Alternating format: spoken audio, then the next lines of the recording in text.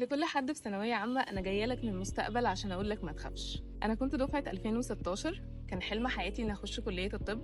كنت أنا الشخص النيرد قوي اللي بيذاكر دايما، كنت بطلع الأولى على المدرسة كل سنة لحد ثانوية عامة. جيت في ثانوية عامة جبت 96%، كنت علمي علوم، كان حلم حياتي أخش طب.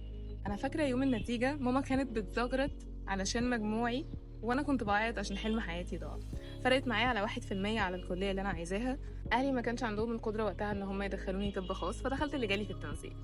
جالي في التنسيق اقتصاد وعلوم سياسيه القاهره، وعشان دراستي طول عمرها بالانجلش فدخلت قسم انجلش. دخلت الكليه وانا مش حباها، خلاص قلت ده قضاء ربنا وانا هرضى بيه. اللي حصل العكس تماما، اتعلقت بالكليه، اتعلقت بالدكاتره، اتعلقت بالمواد، وما بقتش اتخيل نفسي في مكان غير المكان اللي ربنا اختاره لي. قلت لنفسي انا عمري ما كان هينفع اكون دكتوره، انا اصلا بخاف من منظر الدم.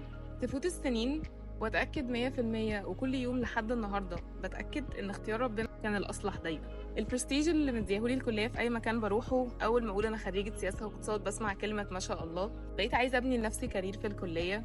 بعد ما اتخرجت مريت بالتوهان اللي الناس كلها بتمر بيه. اشتغلت كول سنتر انجلش سنتين، وكنت بمتحن في كل البنوك عشان بدور على فيكنسي معينه. كنت بتقبل بس ما كانتش الفيكنسي اللي انا عايزاها بتجيلي.